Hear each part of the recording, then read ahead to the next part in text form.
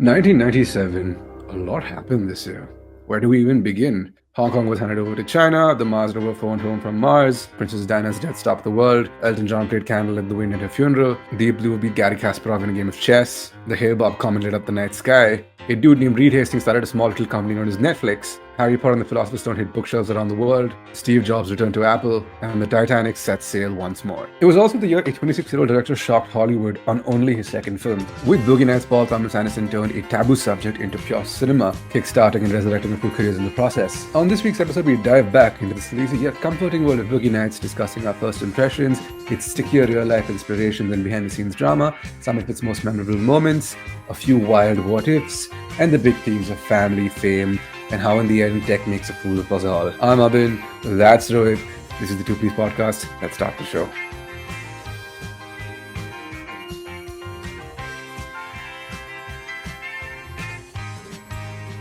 Also, a little heads up, this episode discusses adult themes, so viewer discretion is advised. Anyway, back to the show.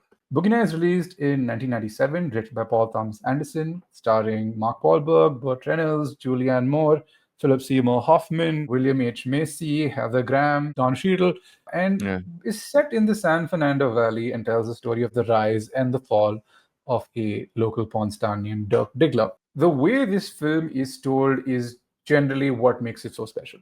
What are your first impressions of the film? Broadly follows the hero's, I wouldn't say hero's journey, but the story arc that has been used in many places, right? Basically, you're trying to show the poison chalice of success and fame. We've seen it in numerous other spaces. It just so happens that this is set in the world of pornography.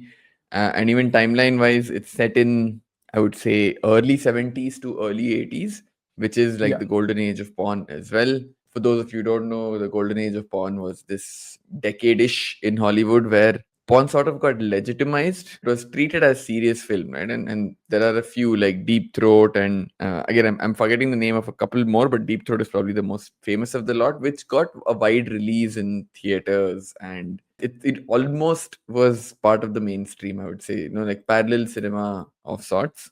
But yeah, first impressions, similar premise, set in the world of pornography. What makes it eminently watchable is the screenplay and the treatment. And when I say treatment, the characters are so likable yet funny. The movie is also, among other things, a comedy, right? And the lack of self-awareness that the characters have about what they're doing, about their lack of ability or their ability, right?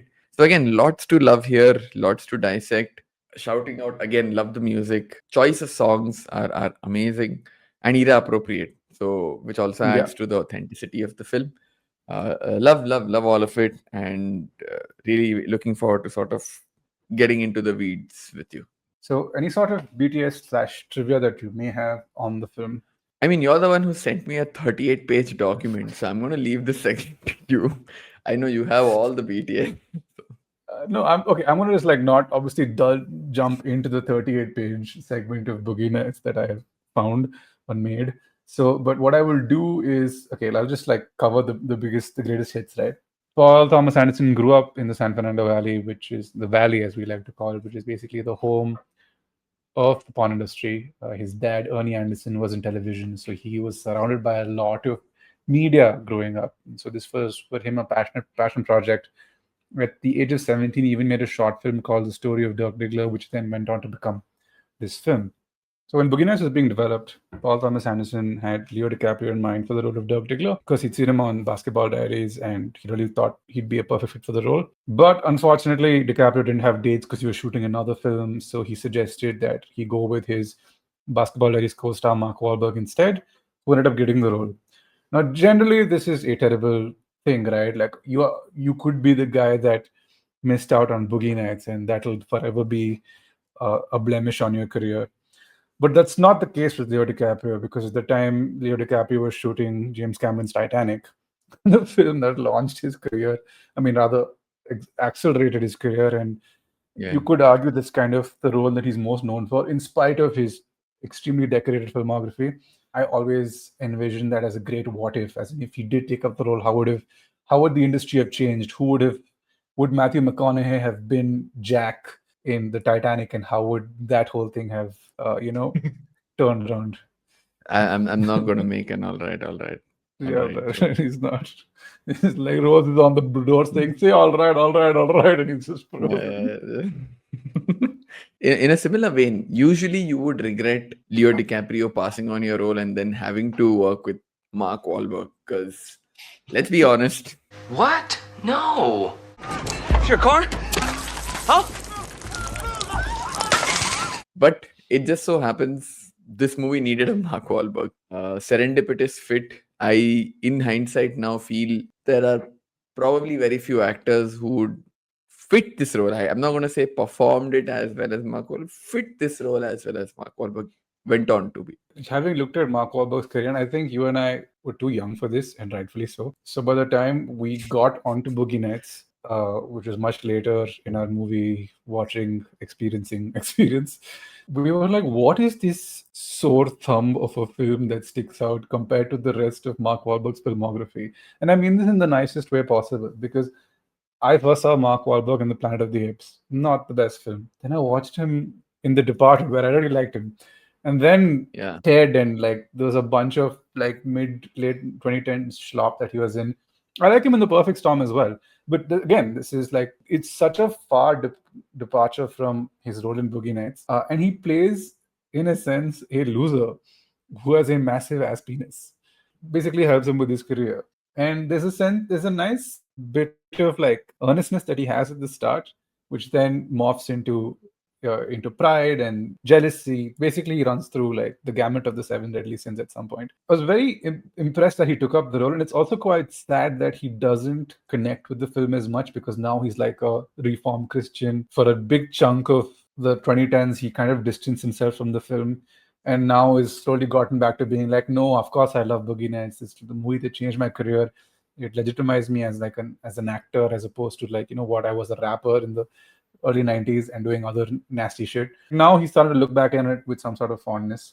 The second person whose career this revitalized was Burt Reynolds. And Burt Reynolds famously hated Paul Thomas Anderson, like so much so that he would try to like pull old Hollywood stunts on what was clearly a new Hollywood set. And PTA is anything but not intense, and so he just didn't let any of that shit fly. It reached a point where I think Burt Reynolds took PTA out, and they basically came to blows. So as soon as the film was done, Burt Reynolds refused to promote the movie, distanced himself from it, kind of got his best Oscar nomination for it. So it was just a weird scenario where he was like, he hated the film, but had suddenly received a boost in his career that he hadn't had since the 70s. Yeah, Burt Reynolds, the Mark Wahlberg of the 70s. With a little more charm. I'll accept that. Yeah. I'll concede that. But again, not somebody who's setting the acting classes ablaze with his histrionics. But anyways, that's besides the point. I actually just realized the PTA section is probably the best part of the episode to also talk about the real life person who is the inspiration for the character of Dirk Diggler. And in fact, there are events from the film that are pretty much based on events from this person's life. This was the 70s porn star John C. Holmes, who, according to various sources, had anywhere between 10-inch to a 16-inch penis. Don't ask me why I know that. But anyways, coming back to the point, I think similar to the character of Eddie Adams in the film, he was discovered when he was working as wait staff in a restaurant, or he was in a cafe or something, and somebody spotted him and said, "Hey, why don't you go meet a friend of mine?" He wasn't spotted by a director like in the film. Spotted by somebody, said, "Why don't you meet a friend of mine? You might want to do some um, work in the exotic movie space." I think initially he was more of a swimsuit model, then did nude photography, and eventually, that funnel sort of led to porn for him. Mm.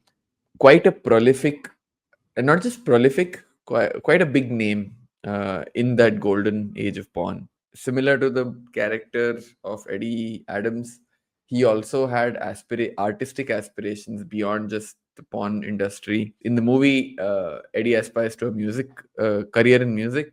In John C. Holmes's case, I think he made a horror movie, which did not Hmm. work out for him at all. Similar to the film, he got into drugs. There are aspects of his life which aren't in the movie, thankfully, where he groomed and like sort of sexually abused a 15-year-old, pimped her Hmm. out, so he could continue to fuel his drug habit. Tried to scam a drug dealer, again something that is covered in the film, and there were a bunch of murders that happen in the process, which are known as the Wonderland murders. There was a movie called Wonderland specifically about this incident. Again, that is a pivotal, I would say, one of the five big things that happen in this film, which is a reference to the Wonderland murders. So yeah, he lived a very colorful life, died of complications from AIDS in at the age of 47. I'm guessing he caught it during in the course of his work, died from it. In fact, he shot a film a year before his death, by which time he already Hmm. had AIDS. He didn't inform his castmates or the director, which at the time had caused a big furor because obviously super Hmm. irresponsible of him to do that. I don't know whether any of his co-stars got died. I don't know what the fallout from that was, but regardless, Hmm. it was super wrong of him to do that.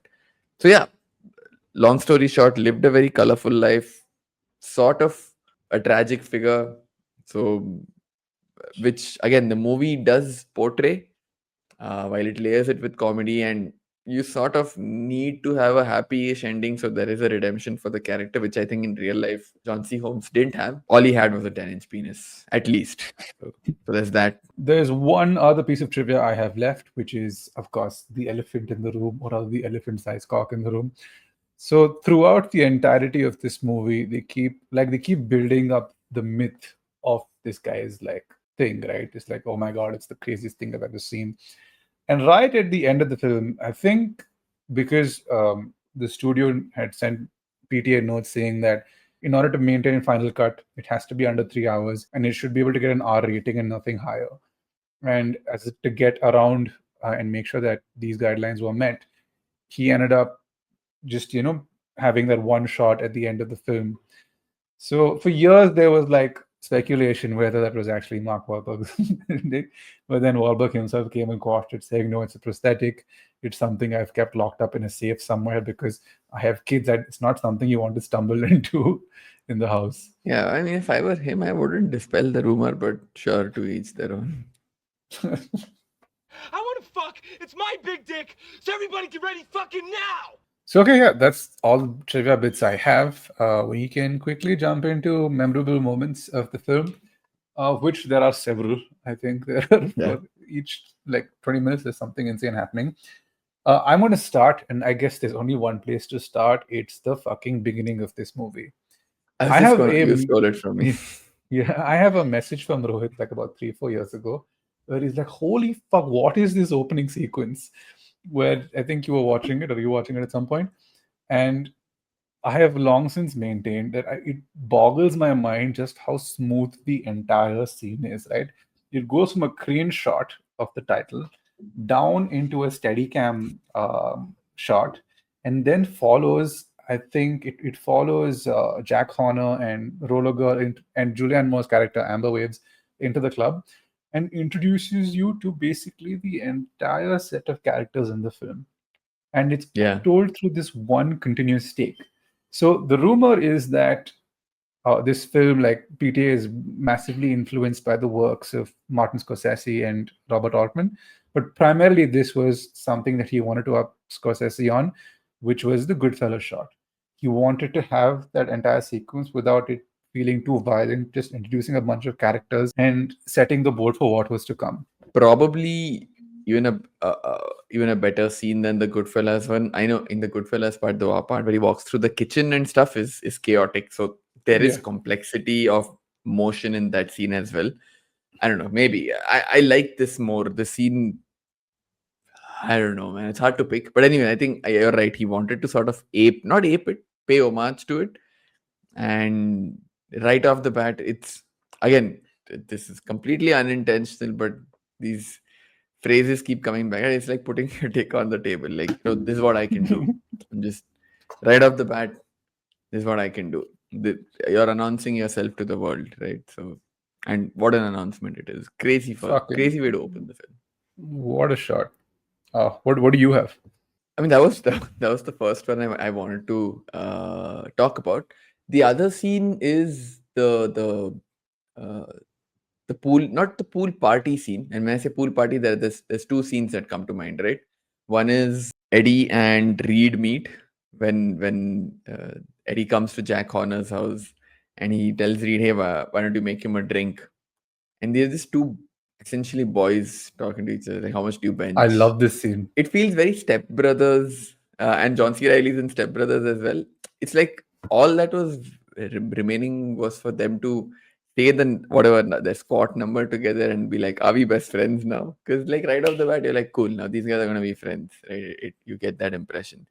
So there's that scene around the pool. The other scene is when they show a party happening and the camera follows the woman, and the woman falls into the water and the camera goes Yeah. with it, and you see, and it's like moving into the water, out of the water, and I'm just like, again, this is just PTA flexing, right? This is my second film. I don't give a fuck. I can do this. I'm gonna do it. It We forgot is, to mention he was 26 years old. This is a 26-year-old yeah. boy. And I was just like, the balls on this man. But then again, having looked at his filmography, you shouldn't be surprised. There are PTA is probably the only director, and I think I currently have him at a higher pedigree than Quentin Tarantino, who has legitimate 5 masterpieces. Sorry to interrupt you, but before you move on, since you brought up Tarantino, I was seeing this video of Tarantino having a quibble Oh, with I forgot to mention some this. Go aspect on, go of on. Boogie Nights, and I forgot in to mention this. in the This is, course of yeah. him talking, Tarantino just casually is like, "No, no, Paul got this aspect wrong." And I know because I've watched a lot more porn than Paul. Why are you saying this on like public This is television, this dude? is the most nerdiest nitpick I've ever seen when it comes to Yeah, films. Like this, only Quentin Tarantino could have had this problem with this, like with this thing in the film. So to explain to the audience, Quentin Tarantino is talking about the film within the film in Boogie Nights, which is Brock yeah, Landers, right? yeah, Angel in the Heat or something it's called, and it's directed by Jack Horner. And according to Tarantino, he says that as much as PTA says it's not, Jack Horner is a direct rip-off of it or an inspiration of Gerard Damiano, who was one of the biggest porn directors in the 70s. And having seen the works of Gerard Damiano and having seen the Brock Landers film, he's like, that wouldn't happen because Gerard Damiano is a artist and the Brock Landers film is a piece of shit. And that's the one thing I didn't agree. I didn't think that homage carried through completely. Which again, for us, the rest of the world is like, yeah, I guess. I mean, I have a take on why the film looks the way it does, but we'll get to that in the latter section. I love it. Film nerds unite, and they're good friends as well. So yeah, yeah. But yeah, like you're not wrong to say, probably a bigger auteur than Tarantino. Again, contentious opinion. Both of them have their fanboys. I think we love both. But yeah, coming back to the scene, right? Stuff like that he did right off the bat. Not only is serving to announce himself to the world, is generally good cinematography to watch. So again, moments around the pool. These are two that come to mind. So that's something that was memorable for me. I want to talk about. I'll talk about this, like where I finally got what this film was trying to be, which is when Eddie returns home and his mother basically kicks him out of the house. Hysterical, right? She's chucking shit out. She's like, "You'll never amount to everything." And as I was watching the film, I think this is where you realize that this movie is aiming for to be slightly over the top than what you'd expect from like what you expect in your mind, where you think it's going to be a little more like one note or rather just played at a very serious level. It's very much PTA style that he plays up scenes, and this was one of the first times I was like, okay, I am now like once that scene ended, I was just like, okay, I'm in for like whatever this movie's going to take. The second, of course, is the big pawn movie that they shoot, the one with the first scene they shoot with Amber Waves and Dirk Diggler. Everyone on the set thinks they're making art, but the reality is that they're making porn and they're making it really badly. Like the everything, and there was this point where I was like, okay, is this played deliberately or is this something that, I mean, it's PTA. It's obviously played deliberately, and to back up my point is there is a scene where they're in the New Year's party, and I think somebody is drawing is painting a like a picture of Dirk, and it's terrible. It looks nothing like him, and they're like, "Oh wow, this is amazing! It looks like a masterpiece. It's amazing." And I was just like, "These people have drunk their own Kool-Aid. They believe Yeah, very which is much what I was believe saying, their own right? hype." Their Yeah. amazing lack of self-awareness brings the comedy to the fore. Hmm.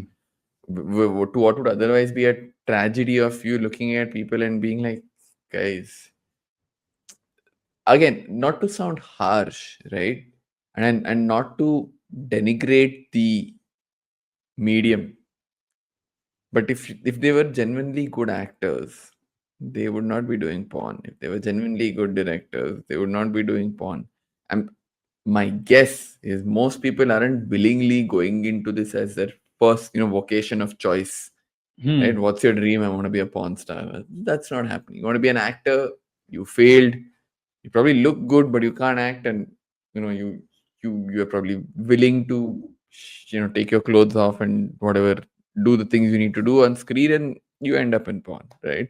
So by design, these people shouldn't be good at what they do. It's just that they don't seem to be aware of it, which is what brings most of the laughs in the film. So I completely buy the point that you're making. Yeah. Two things. I think this film operates at a fairly like calm level up until the New Year's Eve party where things start to unravel. So the film is painted in two lights, right? You have the 70s, which was the golden era of porn, and everything is like sunny and nice and bright. And that whole And then you have montage the of eight, yeah, success and him getting the house, the car, it's like full feel good max. It's like cool. yeah, This is like that part life where is good. everything's going right. Yeah. Yeah. There's that one bit of like, the fairy tale immersion breaking where the colonel brings this girl, the colonel who's Jack Horner's financier, who brings this girl to the party and she ODs at the party and they have to carry her out. That is the one like reality breaking moment in that and in the first hour and change of this film. And then of course you also have the other section with Nina Hartley's character and William H. Macy's Little Bill, where his wife is every time he walks home, wherever he goes, his wife is like sleeping with other men, which comes to a crescendo in the New Year's Eve party where William H. Macy loses it completely, walks back out, takes a gun and shoots them both, and then shoots himself in the head, and it cuts to black. The cut to black to And say 1980 or 80s, I think it says. 80s, yeah. Yeah. I'm just like, whoa, way to say, era's over, the vibe is gonna change, the story is taking a jump, like you're gonna see a different chapter for everybody. What a like wham bam way to say it, right? And on the bit of William H. Macy, you're taking the gun out. I don't know if it came from William H. Macy or was it PTA's direction. How he goes to the car, calmly keeps his drink on the roof of his car, takes the gun out, checks the very calm, deliberate, goes back. It almost feels premeditated, but it's not. But there's certain like level-headedness to it. Goes back, calmly shoots his wife and whoever she's with at the point, done, like comes back out, looks around. There's all this like almost like this mirthless laughter he does, and then he just shoots himself. And it's just such a like whiplash tonal change, right? And like you said, immediately followed by that cut to black saying 80s. And then like, okay, now where's this movie going? I love some of the smash cuts and some of the match cuts in this film. I think the one that stands out to me is when they finish the scene, the first pawn scene they shoot. Then they're like, "Oh, we missed the cum shot." To which Dirk says, "We can go again if you want to," and it cuts to the Yeah, camera tape rolling, and then to a bottle of champagne being opened. And yeah, I was like, "Nice, well played." This is like very innovative way of getting your point across. yeah, So there was one. Then I think you have the big, of course, the big, "It's my dick and I'm ready to fuck," and that's the scene, the one where he's yeah, like high on coke and he clearly can't get it up because he's done way too much drugs. That again played to the app like to the nines, right? In terms of intensity, it just keeps ratcheting and ratcheting and ratcheting. And it's funny because this is happening, and then in the room there's like Amber Waves is trying desperately to get on a call with, like, she's trying to speak to her daughter, yes, or son. Yeah, I forget. Daughter. And so she's going through a bit of hysteria herself. Everyone in that party is having some sort of issues. I think at this point is when Jack Horner gets a call that the colonel has been caught with a 15-year-old girl. So he loses his financier. Floyd Gondoli, played by Philip Baker Hall, has basically come to him and told him. What a wacko character. I like butter in Yeah. my ass and lollipop in my mouth. Who is this guy? Phil Baker Hall is he was like a staple of the early PTAs because he was in Hard Yeah. Eight. He's basically the lead in Hard Eight. He's in this, and he's also in Magnolia. But anyway, the Probably. idea Yeah. is that Floyd Gondoli comes and says, "Bro, videotape is the future. What are you doing?" It's a very similar situation to what happened with erotic thrillers, right? Like this was probably the most X-rated version of it. But we mentioned this on an episode we did about the death of erotic thrillers, about how there was a boom in the late 70s and in the early 80s. And then with the advent of videotape and home video, that market took a bit of a hit. Similarly, with porn, where you were just able to produce cheaper and ship out much faster, and they viewed it as the future. In So fact, all that's of an this interesting happens. point to sort of add here. A lot of times when it comes to determining which audio or video technology or format, if there are two that are competing, which one will survive? It comes down, it's often a function of which format the world of pornography eventually adopts. Because back in the 80s, you had VHS and you had Betamax. Both were competing sort of neck to neck for a few years, but Betamax eventually died out because most of porn was on VHS, right? Yeah. And a similar thing happened with CDs. One of the things that really drove or rather accelerated the adoption of CD-ROMs, switching over from VHS, was the fact that a lot of the pornographic films started being published or whatever, like put out and distributed through CD-ROMs. And likewise, if you see, the underlying sort of dynamic is whenever there's a new technology or a new medium to sort of reach consumers, one of the earliest and most enthusiastic adopters of that is the world of pornography, right? You look at AI, and this was something by Absolutely. which time everyone had predicted, right? The moment you have Gen AI reach a certain level, the porn industry is going to embrace it wholesale, right? It sort of makes a whole bunch of performers obsolete, so costs come down. Similarly with VR, when the whole what's the word, Oculus Rift, when Oculus Rift was in vogue and had just launched, it's like, oh, porn's going to be the first thing to take off. So that's just how it works, right? They are among the first industries to sort of embrace any new technology, and they often determine, if there are competing technologies, which one lives and which one dies. So I was like super fascinated by that dynamic. Like it makes so much sense, right? Generally, with the advent the internet came through, it rendered movies like the home release market obsolete. Then you had physical releases obsolete, and now, of course, with AI, like, it just becomes like, you give a use of interactive sessions. Then how close can we get to the real thing? Like which sort of tech will help us get as close to as possible to get you to the real thing? And when the 80s, when the VHS market, it unfortunately killed the porn industry with regards to film releases, to like theatrical releases. And it is depicted so wonderfully because at this point Jack is like, he believes himself to be a filmmaker. He's like, I'm an artist, like I shoot on 35 millimeter, and here you are coming here telling me that I have to like use this slop.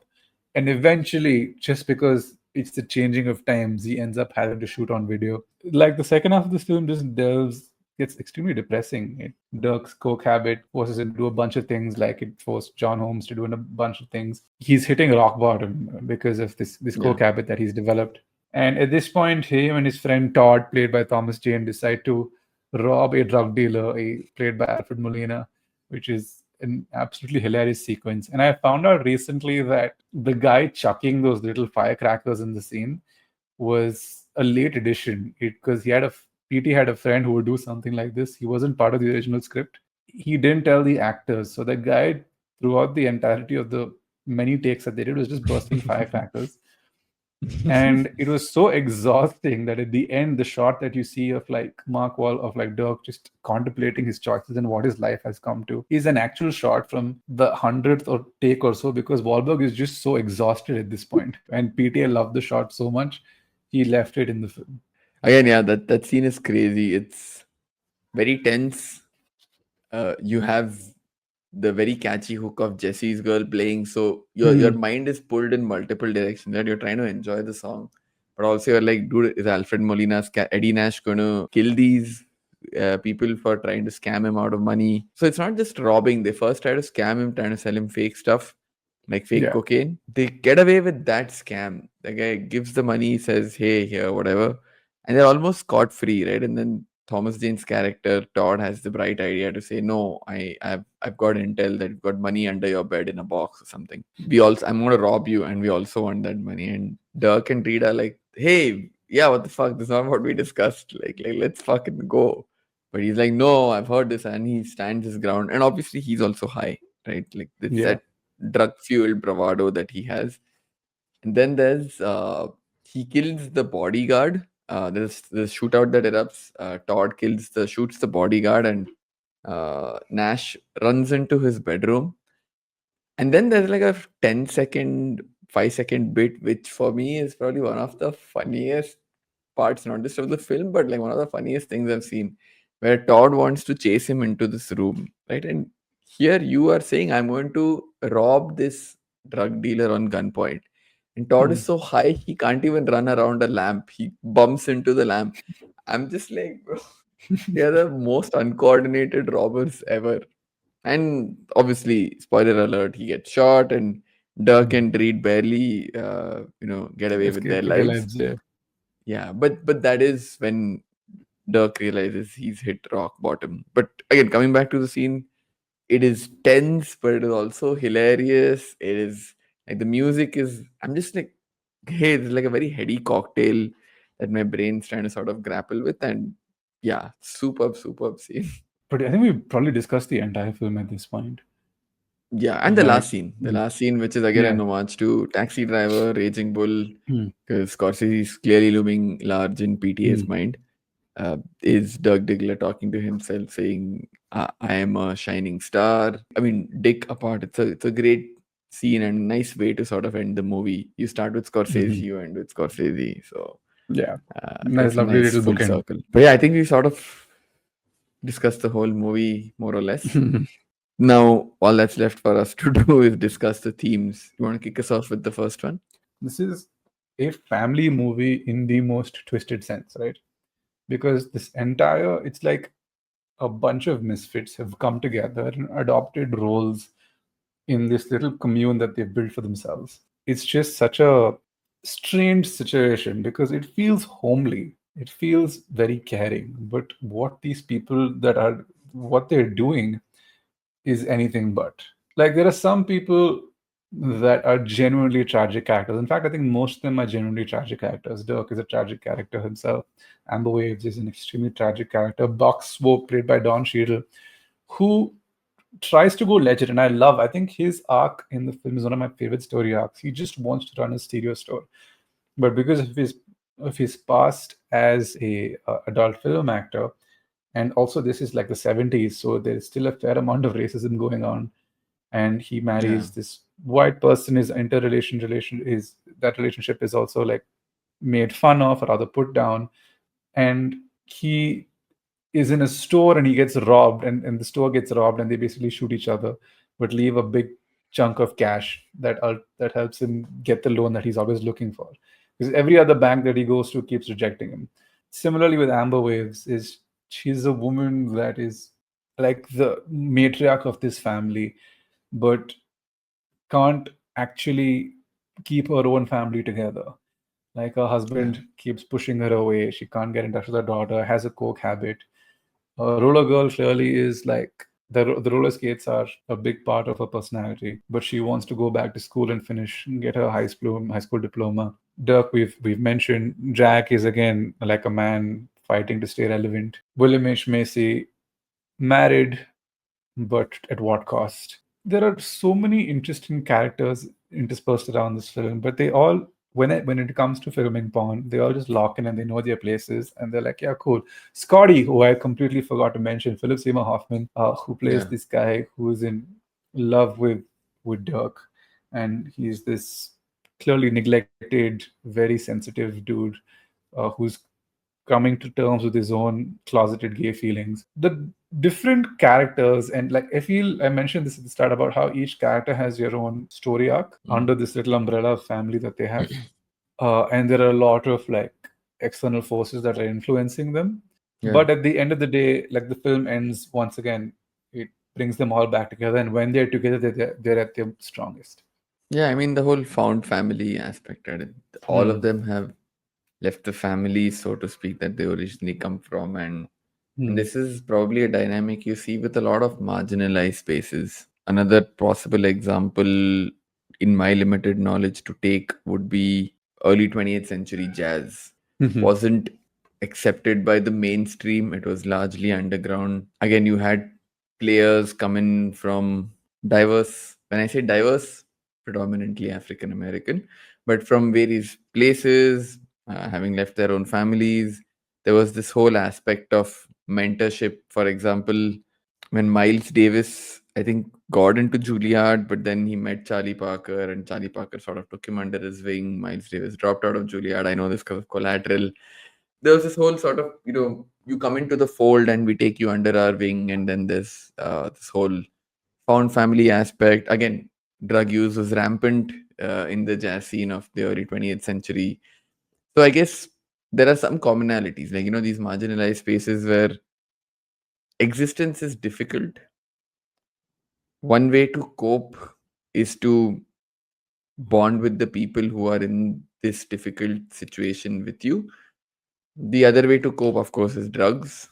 And it's some combination of the two that helps these people put out something great out there, right? Now, in the case of the case to make for the jazz scene is a lot easier. Whether what these guys put out is art or not is a lot more subjective. Yeah. But whatever, creative pursuits, right? Creative pursuits are, and we brought this theme up in Sinners as well, right? Probably good art comes through suffering. So it feels like the two are interconnected, right? And the whole found family aspect and the drug consumption sort of probably helps you with the suffering part of the creation of art. So yeah, I totally agree with the found family aspect. The other theme that I want to talk about is he hasn't shied away from the fact that the world of pornography is difficult. Again, he has shown a light on that marginalized space, how it is difficult, how it is cruel, how it can so easily open doors for predators like the Colonel. Maybe I don't know, right? Maybe a lot of this is PTA romanticizing the space. How it can be, yes, it can be bad, but it can also be good if you try to make it so, right? If you Yeah. try to find the right people around you.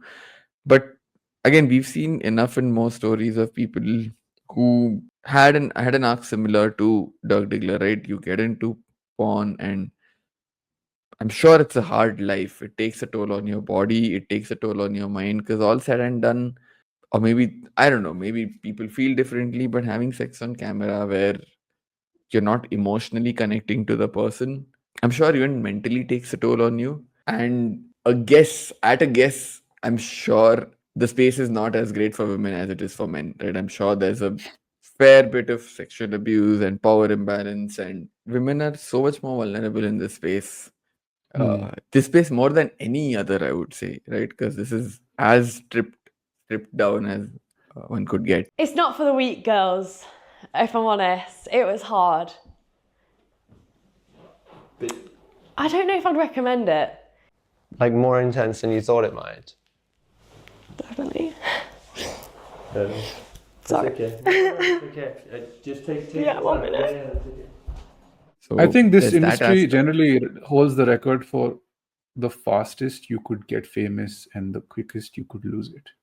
Like porn careers Yeah. are very short. It's just a matter of. I've watched a documentary many years ago on HBO called Pornocopia, which essentially breaks down the porn industry. It's 6 to 7 episodes, and it will really put you off the fucking medium forever, because it's not about that they speak about the predatory aspect of it. It's just that the emotional toll it takes.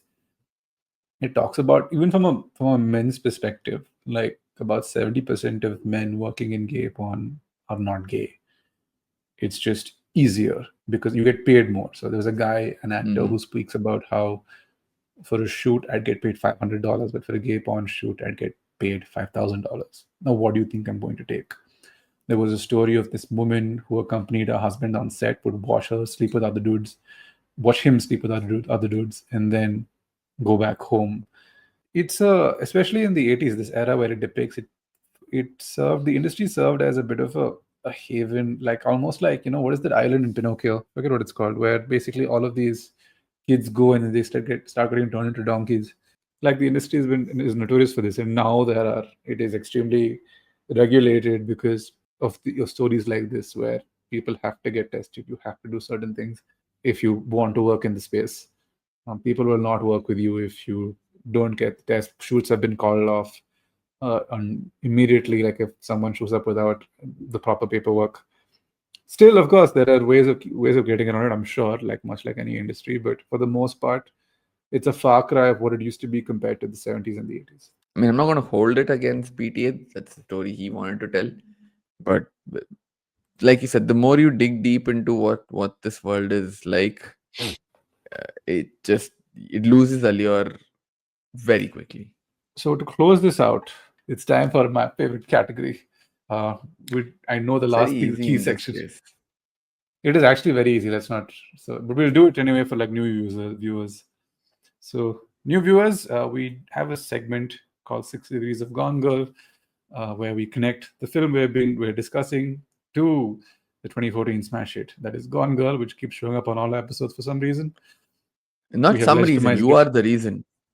I am the reason. And it's Because like, you should for say the reason is every episode, Abhin somehow tries to shoehorn Gone Girl into the conversation, which is why a handful of episodes ago, I was like, hey, you know what? Let's just make it a part. Clearly, you want to talk about Gone Girl some way or the other. Let's just make it a Gone segment. Girl. Okay.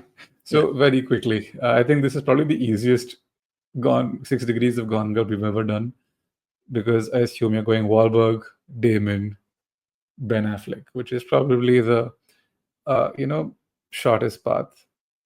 So Let's do a non-Mark Wahlberg one. Okay, let's do a non-Mark Wahlberg Gone Girl.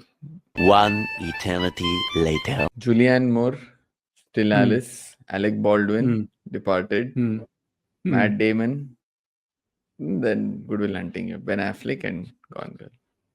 I have Philip Baker Hall, Gwyneth Paltrow, Hard Eight, Shakespeare in Love, Ben Affleck, Gone Girl. Nice.